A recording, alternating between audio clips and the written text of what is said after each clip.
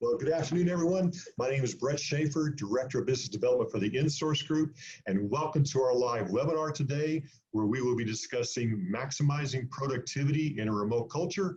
And on behalf of the InSource Group, we really are glad that you're joining us here today. Thank you. The InSource Group, we've been around since 1992. We work with our clients to provide a spectrum of flexible solutions for both your IT staffing and recruiting needs, including contract to hire, and direct hire options. All of us are now going on month 8? It seems like 2 years, but month 8 of this global pandemic. And we're all trying to figure out what the new norm is going to be. However, some things will never change for us, between us and our customers, and that's the trust, continuity, value, and commitment, all of which has made the InSource Group successful in the past, as well as moving forward. We're really excited to bring you this live webinar today, as this is our second live virtual event. For years, we provided luncheon events, and it's satisfying to see a lot of familiar faces here today, as well as new attendees. The InSource Group really values the relationships we have with our clients and candidates. We wouldn't be here without you, which is why we like to provide these types of events to reveal insight in terms of what's going on in topics in terms of the IT world, as well as items that we're challenged with every day. So now I'd like to turn it over to our host, who will be emceeing this event, the founder of Pathways to Success, Julian Placino. Thank you, Brett, for that introduction, and good afternoon, everyone. My name is Julian Placino. I am the host of the Pathways to Success podcast and your moderator for the panel this afternoon. So we have two outstanding guest experts with us today to learn from on this topic of how to maximize productivity in a remote culture. So first, we have Susan Steinbrecher, and she is an internationally acclaimed executive coach, speaker, and author. She is the president and CEO of Steinbrecher and Associates Incorporated, a management consulting firm that provides professional development services in the areas of executive coaching, group facilitation, and leadership training. Susan is an Inc. columnist, Entrepreneur.com contributor, and Huffington Post blogger. Her work has been featured on MSNBC's Your Business, Behind the Scenes with James Earl Jones, BusinessInsider.com, and numerous other media outlets. Susan is the co-author of Meaningful Alignment, which helps readers master emotionally intelligent interactions at work and in life. Please give Susan a big, warm virtual welcome in the chat by typing in your favorite emoji now. Welcome, Susan. Thank you, Julian. I really appreciate it. I'm excited to be with you today. Thank you. And next up, we have Randy Black. And Randy is the Senior Vice President of Research and Development at OneSource Virtual and has more than 30 years of experience in software development and leadership across a diverse set of industries and technologies. Randy joined OneSource Virtual in June 2015 as VP of Professional Services, focusing on the integrations practice, and now leads the research and development team. He's responsible for the delivery of innovative technology solutions that allows OSV to deliver high-quality, cloud-based business process services to the market. With a consummate entrepreneurial spirit, Randy's career also includes co-founding 2 software startups and earning 2 U.S. patents. Randy Black, thank you for being with us today. Thanks for having me. All right. So we'll go ahead and jump right in. And the first question is to you both. Tell us briefly about your organizations so we understand the context of your perspectives about maximizing productivity in a remote environment. And we'll start with you, Susan. Thank you. So I founded Steinbrecher and Associates, it's hard to believe, 28 years ago this year. And we specialize in leadership development. So that means providing executive coaching services. We facilitate offsite retreats now, doing that virtually, which is really different for us, as well as custom design learning solutions. We do new leader simulations. I've written 3 books. And so anything around the leadership and development space is what our specialty is.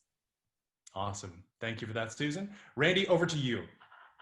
Great. First of all, I want to thank Brett for inviting me. We have had a terrific relationship over the years, providing great candidates, wonderful employees, and consultants throughout the years. Been a wonderful process. OSV is about 11 years old. We have about 1,000 employees. Our main office is in Dallas. We have service centers in Mesa, Arizona, and Derry, Northern Ireland, and our EMEA headquarters are located in London. We're a Workday partner, and we can pretty much help you with absolutely anything, from deployment of Workday to maintenance to payroll and more.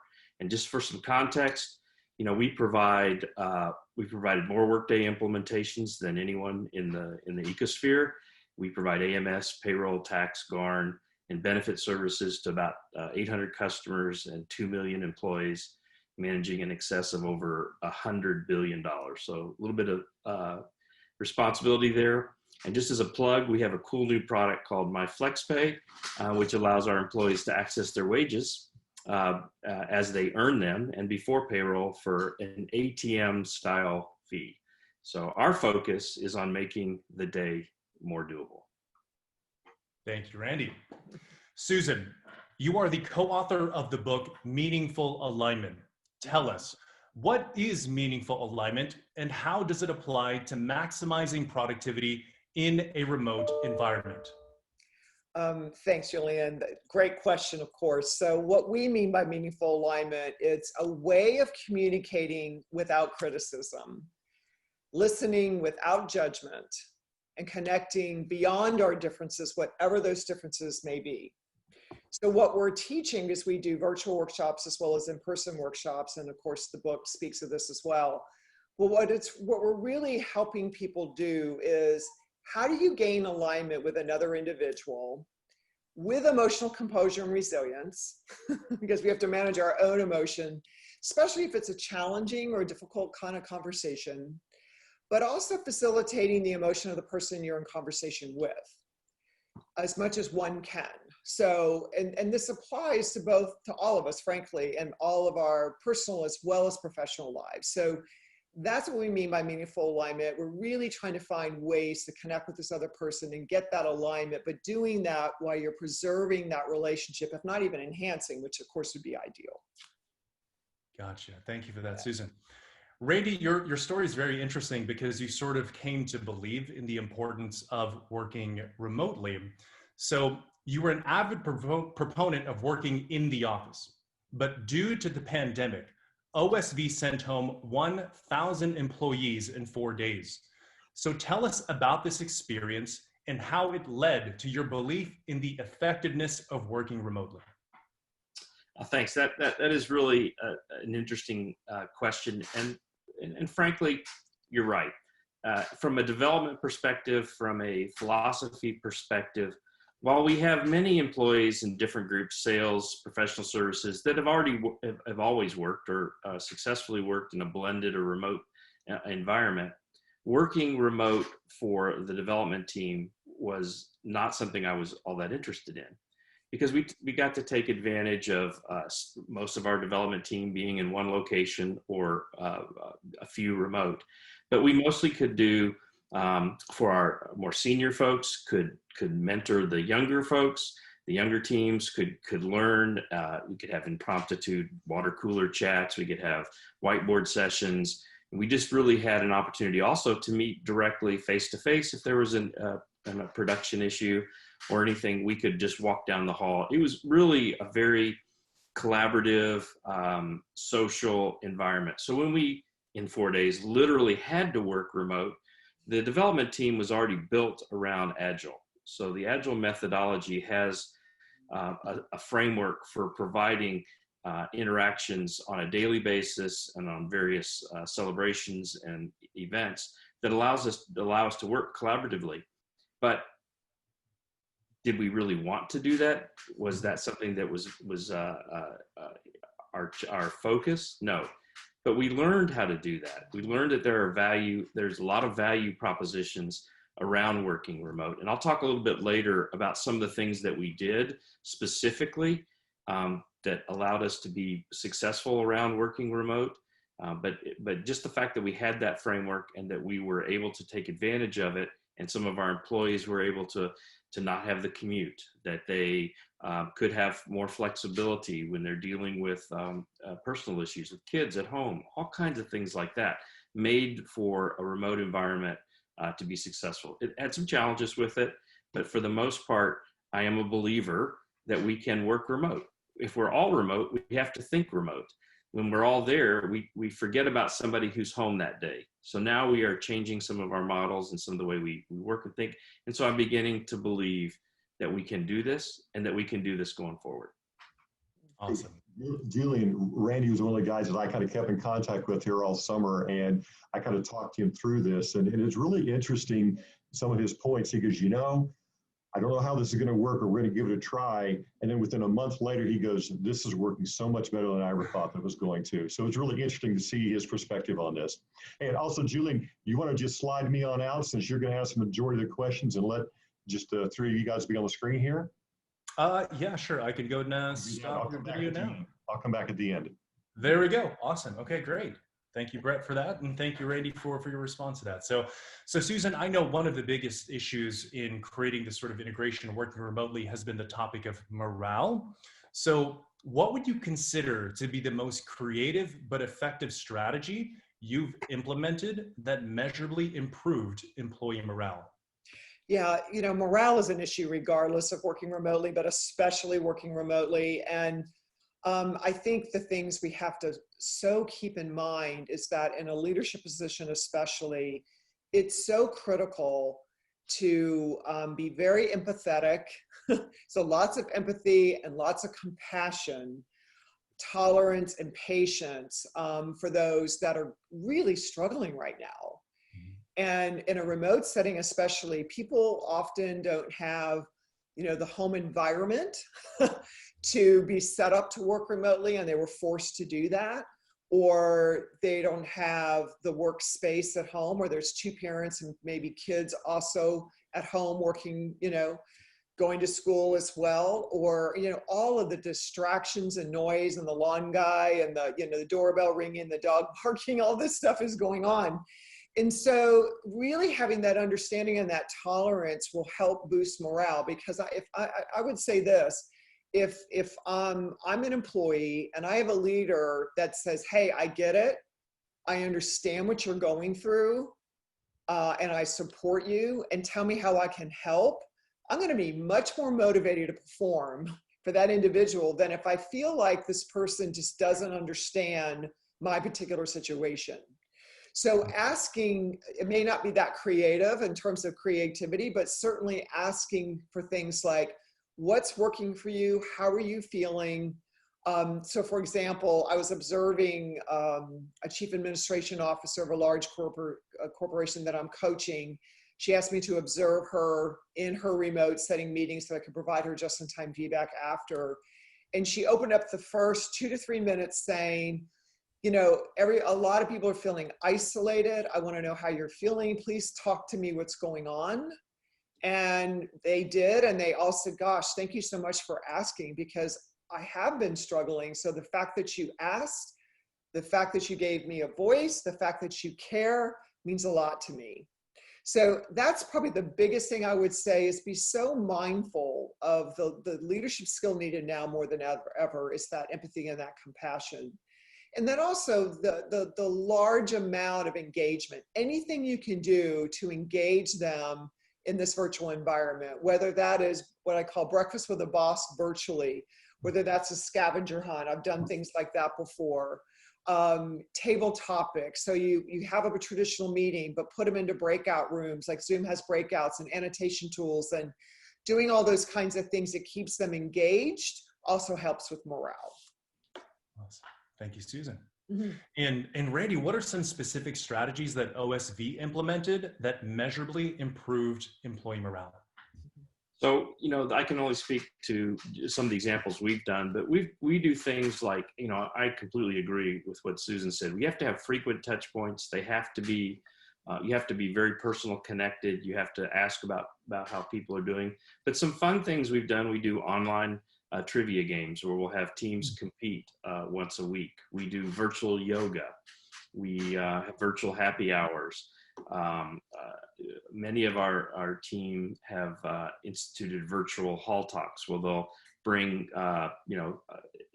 maybe a collection of people, maybe not in the same department together, and they'll have an online virtual hall chat. So things that we can do that allow you to connect to people, to see how they're doing, to boost their the morale, give them confidence that you matter, you care.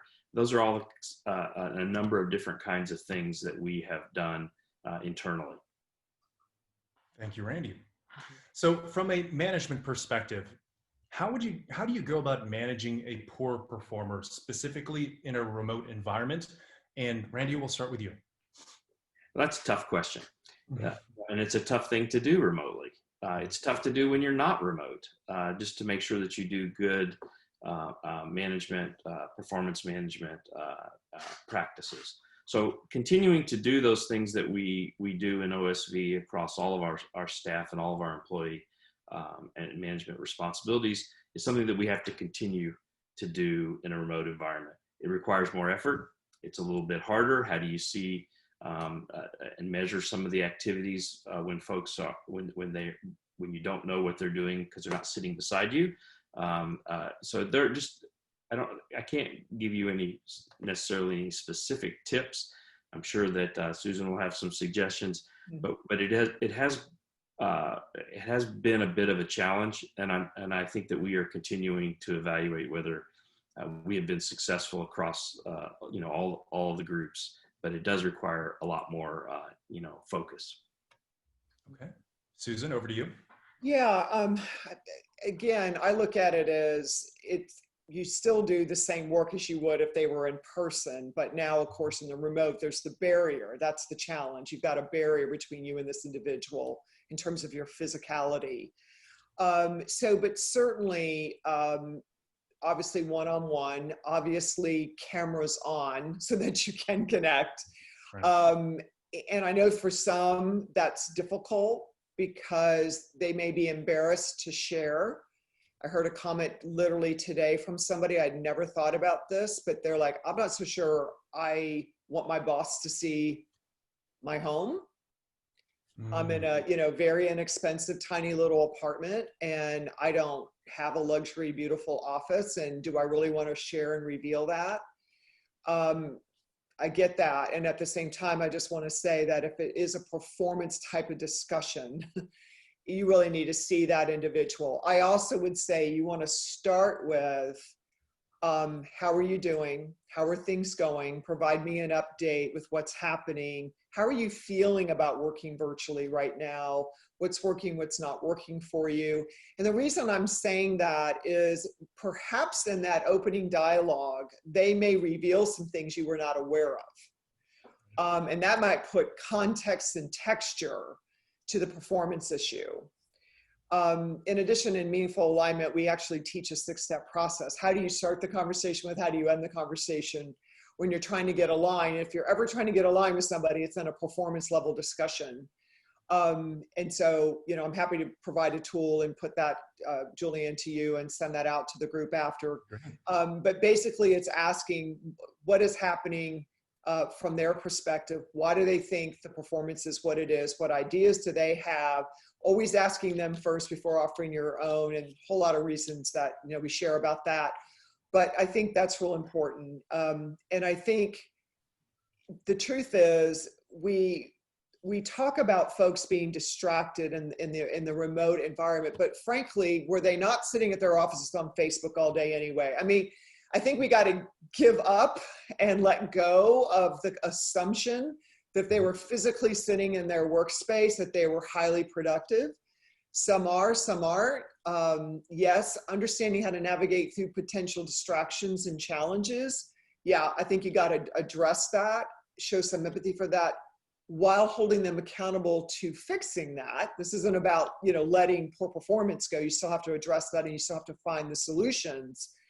That being said, I think we just can't assume just because they were physically sitting in that they also were not distracted, frankly. So give up that idea, I think. So one thing that I see with managers across the board is just that one nuance of having their teams turn on the video definitely improves the engagement of that particular meeting. I'm curious, have either of you been able to be successful some way, somehow in encouraging teams to actually just turn the video on? Yes and no. And I would just say, for the most part, yes. Like even when we do our virtual meaningful alignment training or heart center leadership training virtually, we give them all kinds of stuff in advance. It says, we are going to ask you to be on camera so that we can connect with you. Sure. Not everybody complies. And this is where you can keep requesting if it's your own team. If someone is not choosing to do that, I would go to them one-on-one after and say, hey, just share with me. I want to see your face. I want to connect with you. Can you share with me why you're not doing that? Is there a particular reason I need to be aware of? So don't make a judgment or assumption. Come to understand why they may be choosing not to do that. Gotcha. So kind of setting expectations ahead of the event, have your cameras Right. turned on. Randy, do you have anything to share on that? Yeah, I think I'd just add to that to model that behavior. So when you're in meetings, make sure your camera's on. Small groups, it's certainly more effective. Large groups, I don't know that makes sense. Clearly, in this kind of venue, just the speakers are on camera. I do believe that we mostly have folks on camera. When they're not, it could be a good reason. Something's going on maybe that particular day. But if it becomes a pattern of no camera ever, then I think you do have to address it, like Susan suggested. And I think we find most people are open to it. I hadn't really thought about the apartment scenario, but that sounds very legitimate, and I'm sure there are some folks that feel that way. Gotcha. Yeah, if I could also share, I have some clients who are just very, very large organizations or Fortune 100 companies, and they don't have the bandwidth for a team of 75 to 100, which often my clients manage virtually. So they can't do it. I mean, they can't. So that's a real challenge. And so some of your listeners may be in that situation, some may not be, but that sometimes is where that's the situation too. Gotcha. So come to understand the reasons behind it's the point. Mm-hmm. Gotcha. So Susan, I know one of the things that you're very passionate about is talking about the idea of empathy, especially in a remote culture. So expand on the real benefits of empathy and how could we more effectively implement it in our businesses? Yeah, regarding the effectiveness part is, in my first book, Heart Center Leadership, one of the principles is don't judge, don't assume, come to understand.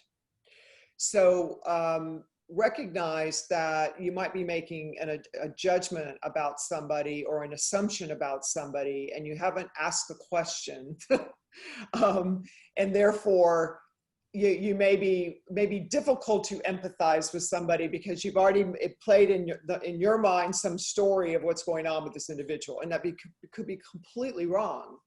Mm-hmm. So when someone feels empathized with, they feel connected with, and then they feel trust. And if you have that connection and you have that trust, you're going to break down a lot of barriers. And especially since we already have a physical barrier in a remote situation, the more that you can break down that barrier and show that vulnerability, the better. The other thing I would say about this is another principle in that book is know your impact. Mm-hmm. So when we teach how to literally lead teams in a virtual environment, we have a workshop on that coming out. When we're talking about that, we talk about brand new. So how are you showing up? And Randy, you alluded to that earlier when you said, make sure your video's on. Are you modeling the way? Are you walking the talk? Are you doing the things? So are you showing empathy to them in terms of connecting with them as well? So just recognize you're always on stage, and when you empathize or when you don't, that's noted. And that has a big tendency to determine how motivated they're going to be, or stay motivated, I should say, to work for you, frankly, especially under these conditions. Yeah. And, as we all know, managers and leaders have all sorts of different personality types, and sometimes it could be challenging for some people to sort of demonstrate that empathy. Yeah. So Susan, if there was one sort of actionable tip that everyone here could make to increase their ability to exude that empathy, what is that one thing? Yeah, I think that one thing is to to what we call full present listening, to be fully present, paying full attention to that individual, certainly no multitasking of any sort, really listening to come to understand, not to judge or assume, or to rehearse what you're going to say next. So that full present listening has a way of transferring as connection and as empathy to that individual. Gotcha. Thank you for that. Randy, tell us about OSV's weekly straight talks from the CEO and the results it had on the organization. That's great. Great question. That's one of the, I think, one of the real success stories around how we have handled this transition to remote is where we recognized early that the executive team really needed to communicate directly to all employees.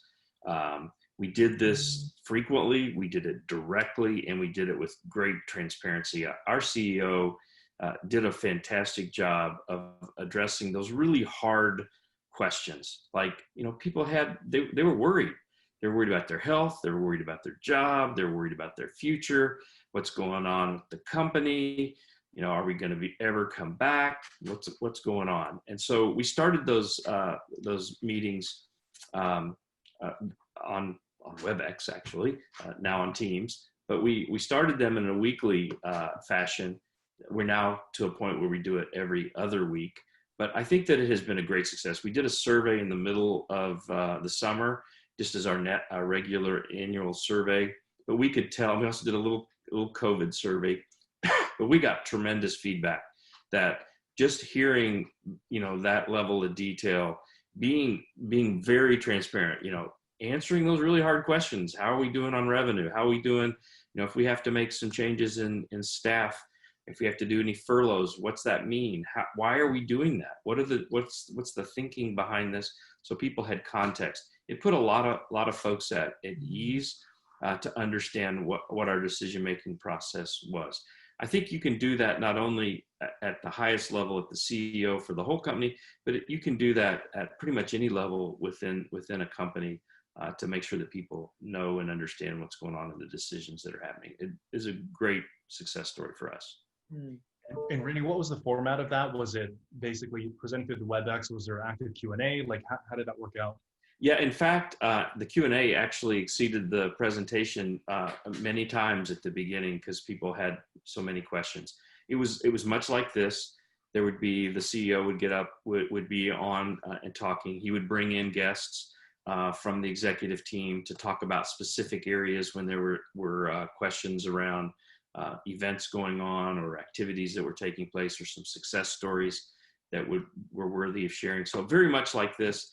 And then there was a Q&A, and one of the things that he did really early on was, while he would leave a few minutes at the end, maybe even 10, 15 minutes, he would go an hour. If there were still questions, he didn't stop until questions ended.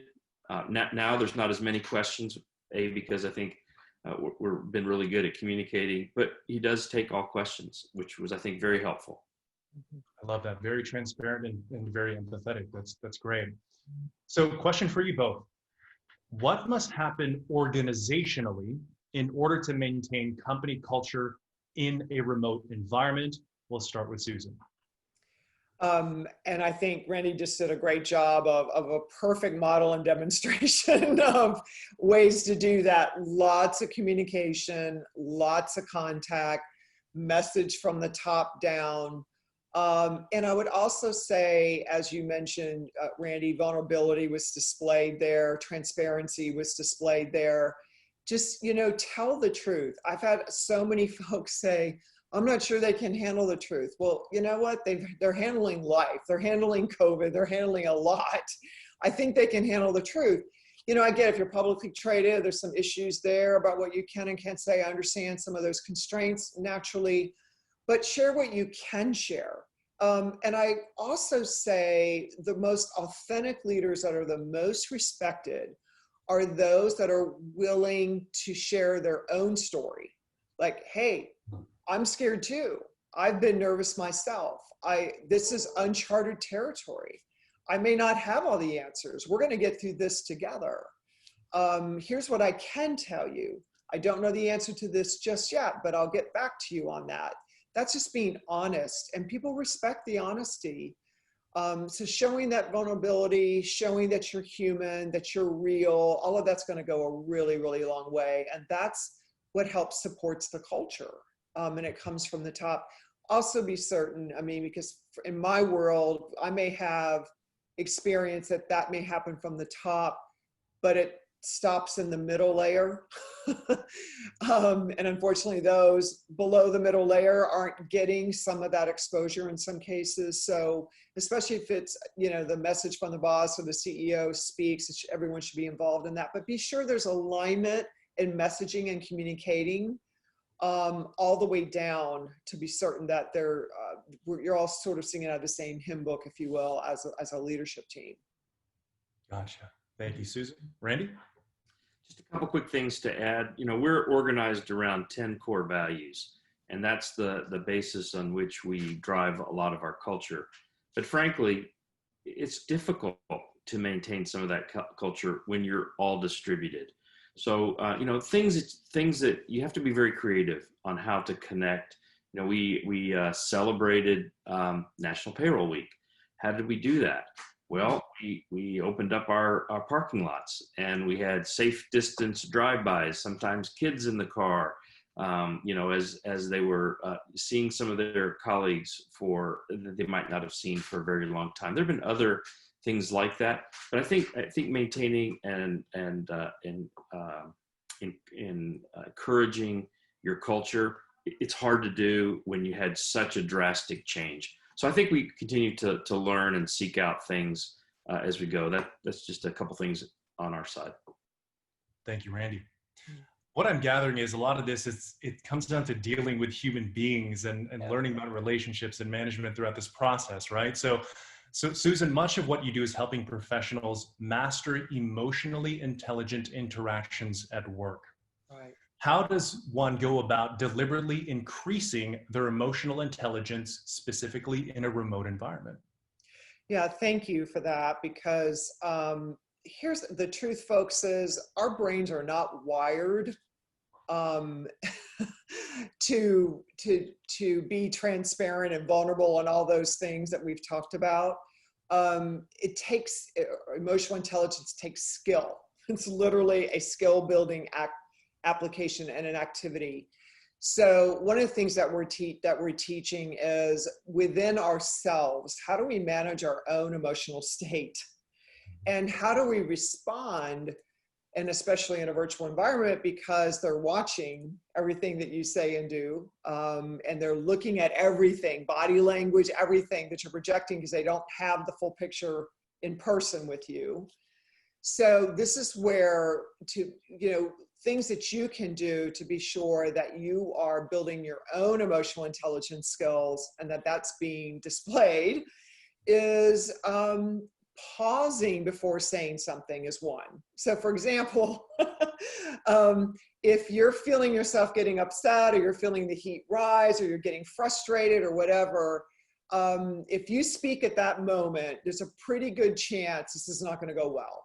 Okay, so hitting the pause button, zipping the lip, and just being silent and allowing some time to breathe, which is our second tool, to focus on the breath. So as you're focusing on the breath, you're purposely getting out of the head and getting into the body, which you're now activating a different part of the brain by doing that. Deflecting is another skill, which is you find yourself again getting upset or going, I can't believe that person just said that. So rather than saying something, in that case, you can ask a question versus basically displaying how you feel. You could say, tell me more about that. Take notes, gets energy out of the body into the paper, and it deflects the emotion. And then all bets are off. If you have to delay a conversation, you delay it. But also, if you're trying to manage the emotional state of someone else, it's also an emotional intelligence skill building tool that you might need. And that is always remembering positive self-regard, we call that, where you're at least maintaining, if not enhancing, that person's positive self-regard.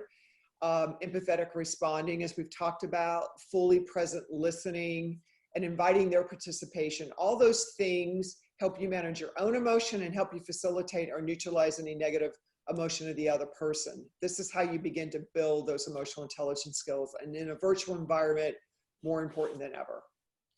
A lot of great tips. Thank you, Susan. Randy, what advice do you have when it comes to improving our interactions in a remote environment? Well, I think I'm literally awful at that. And so I'm taking this as Susan was talking. I think the key takeaway that I have, and what I try to do, and maybe not do all that well, but at least attempt it, is to be both professional but also genuine and authentic. I think people do respond to when you tell stories, when you engage on a personal level as well as on a professional. Look, we still got to get the job done. We still have things we have to do. We still have to perform, but this is a very different environment for us to be in. Kids could be walking around in the background. There could be things we just have to deal with that we have to be more flexible. So again, I took a lot of notes there, so I'll appreciate those tips. Thank you, Randy. And we'll start with you again, Randy. What tools or technologies have you used that have proven to be effective in keeping teams connected? That's a great question. So I think that we were relatively fortunate, already being a cloud-based company, SaaS. Most people were web savvy. Most people had laptops. We had a few issues when we went remote so quickly to make sure that folks had the right internet speeds, connectivity. We had to do some remediation there, but not a lot. We had some VPN bandwidth issues because we now had a different population going through a different tunnel, but we got through that pretty quickly. So I think when you look at the base, did everybody have the tools they need? Did we have the system set up to run in a remote environment? We were in a pretty good place. Where we weren't was we had a collection of lots of different connectivity, collaboration tools. We had WebEx, we had Slack, we had Zoom, we used Teams, we used this, we used that. And so we found that we needed to get to a common platform quickly. Now, you can choose from among any of those or others to get to one that you think that works well for your company. We chose Microsoft Teams, and we rolled that out very quickly. We got off of WebEx, we went to Teams. We found that to be very successful. We use it for lots of the collaboration elements of it. We have seen, people are starting to use it in a little bit different ways. We're learning as we go how we store common materials, how we share stuff. But getting to that platform made a big deal. And for us, it was Microsoft Teams. Gotcha. Okay. Yeah, I was going to ask, was there a new tool that you implemented specifically to adapt to the remote environment? So we had a small population using Microsoft Teams. It was something that we were thinking about. And we had lots of other tools that people were using in different groups, but we all standardized on Microsoft Teams, and that made a big difference. Everybody's on Teams. Everybody has stuff is stored the same way. Now we work with customers and we work with partners using tools that they may have. I'm on Zoom, just like I'm on Zoom here today. I'm not very often on WebEx, but there are other tools that our customers and clients use but internally we have standardized on a common platform. Gotcha. Susan? Yeah, for us, as for our organization, we chose Zoom on purpose. And the reason we did is I was concerned that we would be trying to do webinars and workshops in a virtual environment for people that were not necessarily as tech savvy as others. And because of that, I was like, okay, what's sort of the easiest application that gives me as much engagement level that I want to make sure that we get? And through Zoom, you can do the breakouts, and there's all kinds of the annotation tools and all kinds of things that you can use to create that engagement. Because when we would take an in-person workshop and had to put it to a virtual environment, an in-person workshop in design is engaging your participants about once every 10 to 15 minutes is sort of the rule of thumb and good accelerated learning design for adults. But in the Zoom space, it's every 3 to 5. So we really had to make sure we had the right platform that was going to be relatively easy for people. But as Randy said, I mean, we have clients that use all the other platforms, and of course we're on all of those, but as an organization, we chose that one and that tool in particular. Gotcha. Thank you, Susan.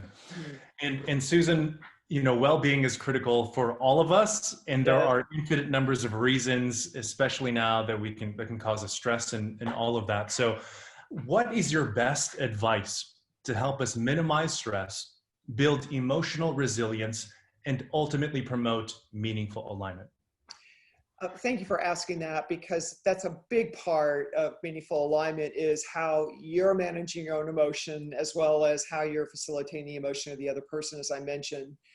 So what we bring forward is mind, body, spirit. So we take a look at that and say, under those three domains, what are things one can do to build that resilience? I love to use the analogy of weightlifting. So for example, if I choose to build additional strength in my arms, I may pick up a couple of dumbbells and start doing some curls. Maybe I start with 8 pounds and then I go to 10 and 12 and 15.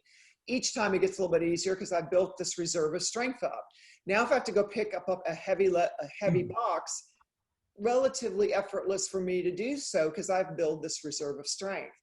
So on the mind, body, spirit space, it's the same thing. How do you proactively build the strength so that when you're in challenging conversations or deadlines are happening and things are hitting the fan, you can navigate through that with more equanimity, that more grounded, centered, I can be flexible space. And so, so on the physical side, of course, it's clean eating, it's getting enough sleep, it's meditation, it's doing exercise, even if it is in your own home, in your own room kind of thing. On the mind spot, you know, I'm the first one that says, turn off the news. Sorry, I'm just, you know, if you feel uplifted, inspired, and full of possibility after watching it, then watch it. If you know you don't, listen enough to get what you need and then turn it off. You don't need to be on that constant newsreel because that's what brings you down and it emotionally shifts your mental state. And then on the spirit side, that's really about purpose and giving back to other, gratitude list. What can you be grateful for? And honestly, mindful meditation is the one we know statistically that impacts all three of those domains. Like I meditate 30 minutes a day. Part of it's visualization, part of it's mindfulness meditation, part of it is me just relaxing the body. So that helps keep me grounded when I really need it. Thank you, Susan. Mm-hmm.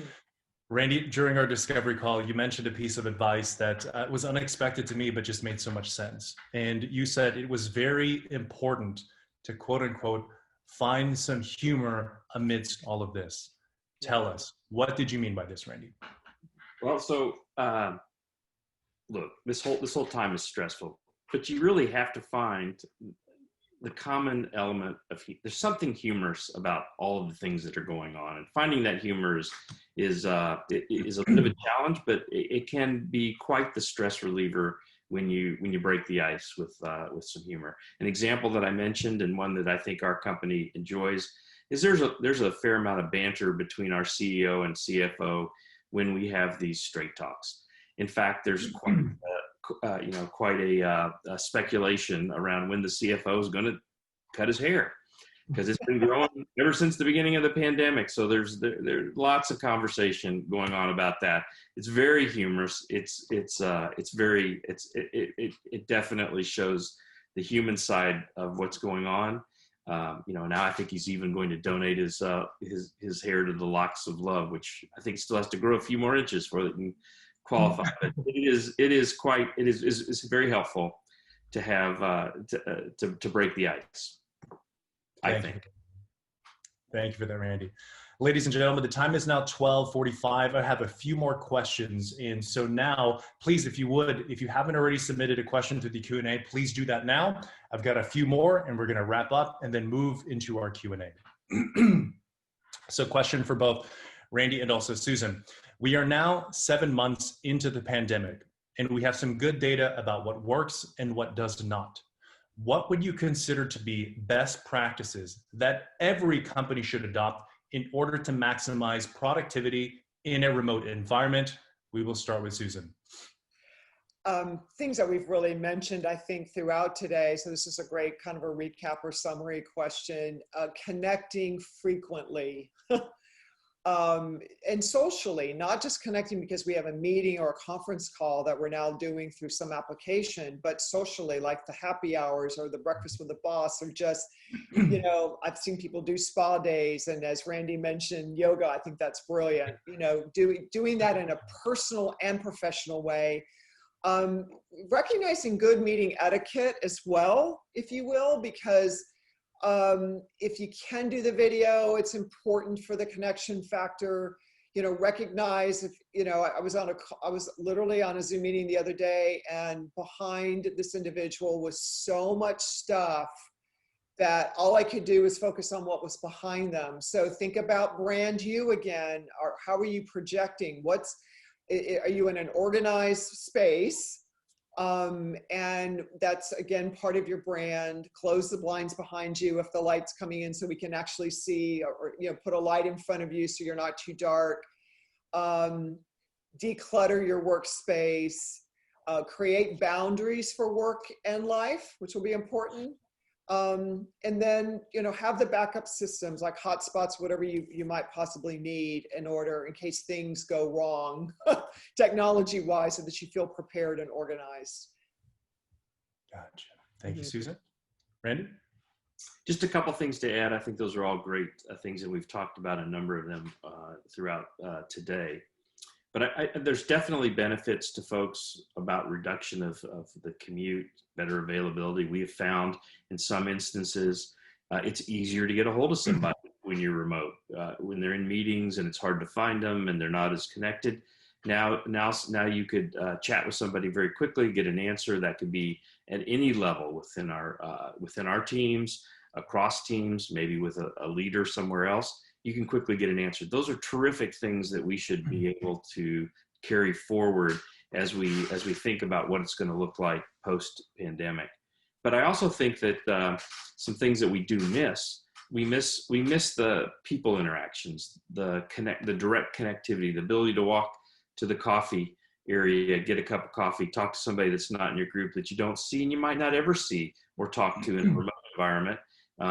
So there's friendships that need to rekindle and reconnect. So while there are some things that are working, there's some things that we still need to think about and evolve as we think about how we're going to come back together in the future. So good stuff, some opportunities still. Thank you, Randy. So we have one final question before I turn it over to Brett for Q&A. In a recent article by the Dallas Morning News, as of September, 40% of adults in DFW were living in households with at least one person working from home. It's expected to remain a fixture in the American workplace even after coronavirus fades. How do you think companies will look at remote work after the coronavirus is over? And we'll start with Susan. I can tell you from talking to my clients what they're telling me, and HR professionals specifically. They're polling their folks and they're saying, if given a choice, do you want to come back into the work physical space or do you want to work remotely? One HR professional in particular was very surprised when she said that she assumed that everybody would say, oh no, I want to work from home. But there was that 50%. So when she said, it was up to 50%, when she said, okay, let me paint the picture of how this is going to go. You will be coming in, you will be masked, there will not be a break room, you will not be going into people's offices, you will not, and they're like, oh, okay, well then forget it. You know, there was this thought that it was going to go back to what it was. But I will also say that a lot of organizations have learned, actually, this does work. This can work. People are more productive than I thought they would be. We're actually getting more done than I thought we would. So I really think there's going to be that openness to allow people. The silver lining to that is, imagine how you can now, the world is your oyster. Because if you truly can work remotely, it doesn't matter where you live. You don't necessarily, right? So So there is that possibility. And I think there's going to be those that really do choose. And I don't think it's going to be an either or. I think there's going to be an and. I think there's going to be a combination. I have one client that they have never done anything but remote. They have a complete virtual team and opened their company 15 years ago as a 100% virtual team. They swear it works really well, but they do 2 big gatherings a year, big conferences where they bring everybody together. So I think we're gonna find a more of an appetite than we had before. Thank you, Susan. Randy, close us out with some thoughts before we go into Q&A. I think she brought some great points. And I think the first thing is you have to be transparent and clear with folks. What is the plan going forward? When are you going to come back to the office? What's it going to look like? So we've been really clear we're not coming back this year, and that we'll give them folks plenty of notice. I think that you're absolutely right. There are some folks that are good, that benefit from working from home or less in the office. And there are some folks that definitely miss. I'm one of the people that want to get back to the office, want to see people, want to be back the way it was. It's going to take a while to get there, and it will be a transition. I think we will be using a phrase that I'm working remote from the office today. So the whole culture of working remote takes on a different meaning. We'll take the lessons and benefits that we've gotten from the last 7-8 months and carry those into coming back. And that we'll also take advantage of things that worked really well when we were together and find some blend as we go forward. I don't think we'll go all remote, and I absolutely do not think we will return back to the way we were. Awesome. Randy and Susan, thank you so much. You all were absolutely incredible, as we expected. I'm now going to turn things over to Brett to close us out for Q&A. All right, thanks, Julian. We did have a couple of people chat in here for Q&A. So Karen writes, for my teams, we're also working remotely extremely well. However, some team members have lamented missing being able to whiteboard ideas and designs. For Randy, long-term, do you see your teams moving to a blended model to allow for collaboration days? Just curious how other teams are planning to address the successful remote working environment long-term. And I know you kind of touched on that a little bit, but I still want to ask that question. Sure. Hey, Karen. Good to hear from you.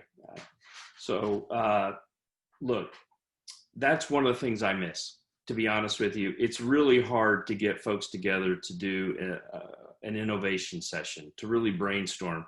We try to do it remotely. We try to come up with clever ways to do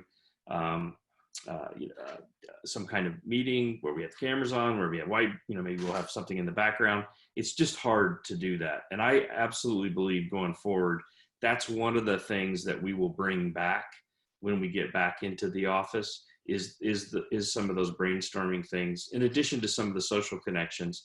Clearly think this is something that we need to do. So, but we have to be creative now. We still have to get the work done. We still have to design new products. We still have to build them. We have to do all those things that we're used to doing. We just have to do it remotely. But I think that's a value that's coming, that will come back when we return. Right. I would say annotation tools wise, at least with Zoom, there are whiteboarding ways. There's ways to use a whiteboarding brainstorming process through one of their annotation tools. So that's not the same as in person, but at least until then, there is a technology available there at least. Yeah. Okay. Sammy asks, for managers that are used to managing by walking around, what recommendations do you have as an alternate methodology? I'll let either of you go for that one. Well, it's the walking around remotely. I mean, it's the same. It's a lot of what we shared, right? I think one-on-ones are really important. I think bringing the group together, then going into breakout groups with smaller. So let's say there's 20 people or something in a meeting, but then you break them into smaller groups of 4 or 5. And you pop in and get them working on a particular topic or something, and then you can pop in and add. There's just ways to do that. I know that's not ideal, but at least it's helpful. It does something. Okay, all right, very good. Steve asked, how do companies balance the employee's desire to work from home versus the committed cost of existing real estate? Oof, that's hard. It's tough. That's a financial decision. We think about that a lot as well. I wanted to just comment quickly to Sammy. So, hey, Sammy, that's one of the big things for me walking around. I like that. I miss it. I miss it a lot. So I do these virtual hall chats. I bring folks together. I meet with my directs every Monday, Wednesday, Friday in a huddle every morning. Those mornings and at frequent connections, and I believe they're doing it with their teams as well. But it's without the camera on, without frequent, I miss that walking around. I really do. So we try to do it in every way that we can. Randall asked, performance on teams with established relationships has been going great. However, onboarding new team members is more challenging because there's no relationship in place. What are some ways that you found to build effective relationships with new team members? What I've done around that is a lot of one-on-ones. So a new team member comes in and they schedule one-on-ones with each of the existing team members to get to know each other. What I've also seen done well is that there is basically a platform or a group of questions that the existing team member would be asking of the new person and vice versa. So sometimes you can put tools together to help facilitate those dialogues. But having a lot of those one-on-ones, I think, are really, really important to start building the relationships. Hey, Randall. That's the toughest thing, I think, is onboarding. Absolutely the toughest thing. We've hired a couple of folks since the pandemic started. Quite the challenge. Got to get them a machine, got to get them set up, got to get them, and in some cases, not just in our group, but in other groups, there is a fear to get together with somebody to do that one-on-one. So you can't do it personally. We try to do a buddy system, try to set them up with the development team or the group that they're working with so they can have a deeper connection as they get started. What the heck do you do? Where's the code go? How do I, what's my configuration? How do I set up? All those questions, development questions, have to be answered. And it's a little more difficult when you can't just sit down with somebody and sit down with the machine together. But we have to power through it. It is one of those things that I think will, as we get into the future, hopefully we can go back to having some personal connection. Right. Finding a mentor really was a great idea. Having a mentor. Mm-hmm. And we've really received some great questions. This will be my last question here. How have you adjusted your mentoring of junior people who cannot sit next to the senior person as you did in the past? And that's a really good question that Brad has. Yeah, I think it's really, thank you, Brad, for the question. And I think it's the same. I think a lot of organizations had formal mentor and protege programs. It's just now taking that to a virtual environment. If you didn't have that officially, it's starting something like that to say, listen, we need to be sure that our new younger junior members are connecting with and getting exposure to us, asking them for their willingness to do that and do a rotation, so that at least once every couple of weeks or maybe once a month that there's that opportunity to meet up with that more senior person. Okay. All right. Well, that's great. We have a few more questions here. I tell you what, we're going to get these questions sent over to our panel and we will email out to let everybody know what their answers are to this. Julian, thank you for another great job of leading us with your questions here today. Susan and Randy, I can't thank you enough. The insight that you've given us today has been fantastic. I appreciate your time. And on behalf of the InSource Group, we really thank you for that. If you have any additional questions, don't forget, just send those on in. We'll get the answers over to you through the panel. Also, if anyone has any hiring needs, we can assist you with, please get in contact with us. We're seeing Q4 off to a really good start. It seems like companies are ready to start hiring again to get that budget out of the way before the year's over. So let us know on that. And to finish up, I hope everyone has a great day and we'll see you guys next time. Thank you.